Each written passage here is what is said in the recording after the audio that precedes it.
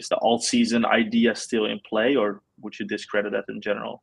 I would discredit the idea of a full-scale alt season. I think we're not going to ever see 2021 or 2017 again because money was just too easy to make. You would buy a micro cap or a coin that was listing and you were pretty much guaranteed to make money. It was the same thing from the VC side. You would invest in any project. If they had even a KuCoin listing, you were pretty much guaranteed loads of X's. I remember last cycle, there were some coins like Star Atlas did a 5,000X from TGE, I think, which was ridiculous. I haven't seen anything over really a 20 or 30 this cycle. When it comes to the DEX side, I think what we're seeing is where crypto should be heading. It's businesses that have a token attached to them, and these businesses are generating real world money and revenue. And that's what's actually driving the demand for them. I don't know Asta if they are actually doing a lot of buybacks, but I know Hyperliquid does frequent buybacks. And I think, again, that drives value into the token. And that's where the speculation comes from, if there is any speculation left, or if people do think it's fundamentals. We look at Web3 projects, they're still extremely overvalued compared to the Web2 world. It's more in the ilk of a Tesla versus an Apple.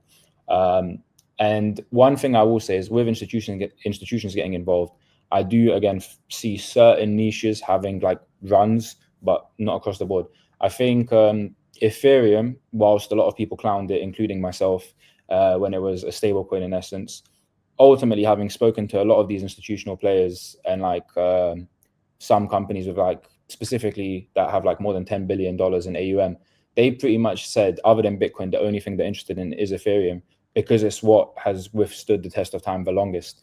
And whilst people say like when Ethereum gets busy, your gas fees might go up to $50. If an institution is doing transactions in the size of like 1 to 5 million or even more, they ultimately don't care about the gas fees. $50 for them is not even a scratch into the total size of the transaction. I think Solana seems to be a lot more retail driven from the memes. I don't really see too much activity in Solana in terms of like, again, serious businesses coming in or like RWAs. So I think Ethereum will have its time to run, and more so Base as well. Like when I speak to institutional players about getting involved in crypto, when I mention Base, they're all excited. They all want to get involved. They want to speak to Base ultimately. But when you mention Solana, there is zero interest.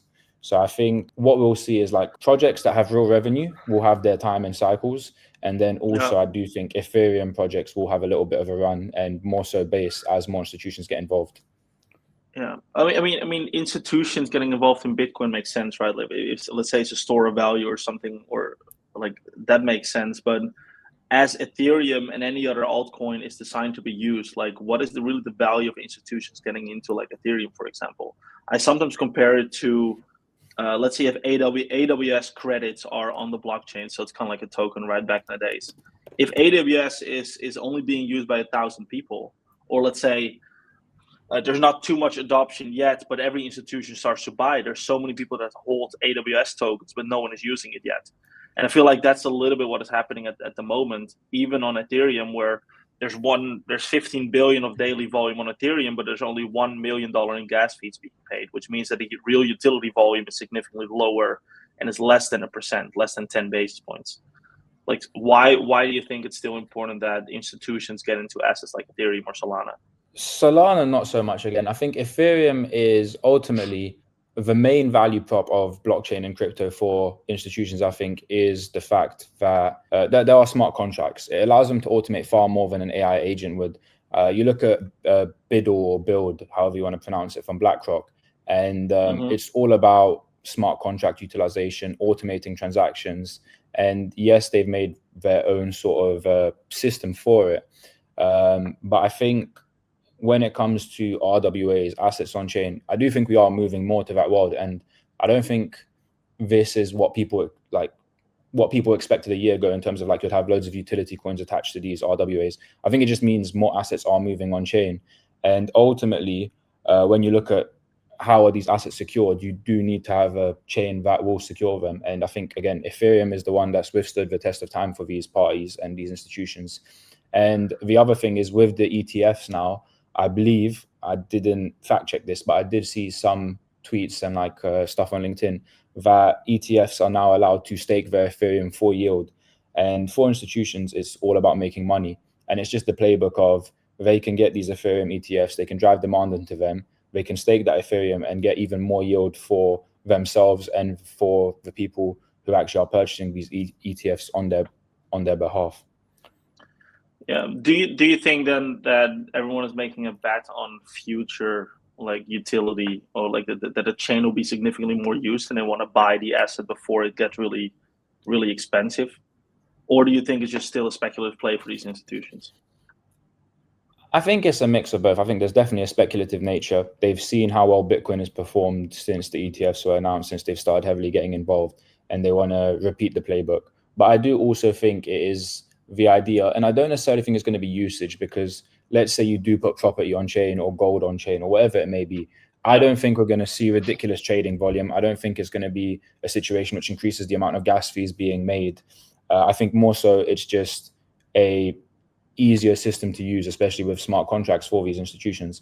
But what I do think is that they want to ensure that the chain is of a significant size to secure those assets.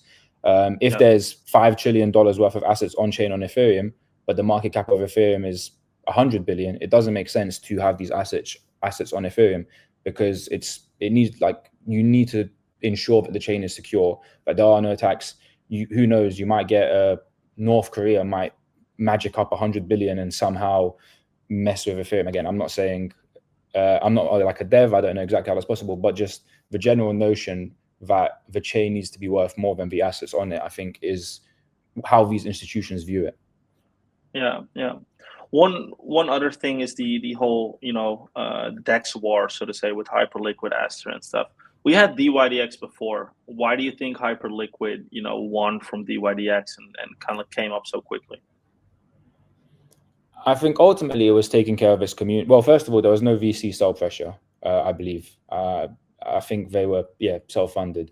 Two, it was the fact that they actually took care of their community, and it wasn't farmers who received the airdrop. It was people who were actually using the platform. I think a lot of people had no idea how big the Hyperliquid airdrop would be, and ultimately it built a cult that follows it. And that's not a bad thing. I think you look at traditional brands as well. You look at Nike, you look at high-end fashion. All of these brands do have cults, and it's what drives the demand for these brands. And I think there's negative connotations to the word, but ultimately, if you are a brand or a business, you want to have a cult following you. And what most Web3 projects get wrong is they don't build a cult, they just reward everyone. And they think that's going to bring in users. Whereas Hyperliquid, I don't know how long it was active for before the token launch, but it was like at least a year, I believe, if not two. It was building its user base. It had like a trusted community who were using the product for the product. I think at the time of the airdrop, there were less users on Hyperliquid than DYDX, or at least the peak of DYDX. And what happened is, again, they built that cult. Everyone who got a big airdrop started spreading the word of Hyperliquid, started getting other people to trade on Hyperliquid. And also, I don't really believe in decentralization existing as much as I like the idea of decentralization. But again, the idea of like you're trading not on a centralized exchange, you actually are in control of your assets. I think that does play a role in terms of stealing market share from more traditional centralized exchanges.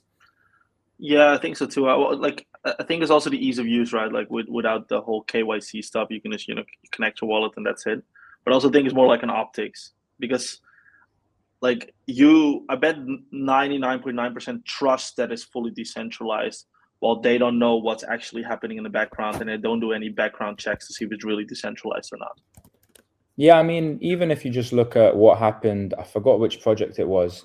We wrote an article on this, so that is pretty bad for me. But there was a situation where Hyperliquid basically deactivated a bunch of trades and rejigged the price of an asset. I think it was called like peanut or jelly or something.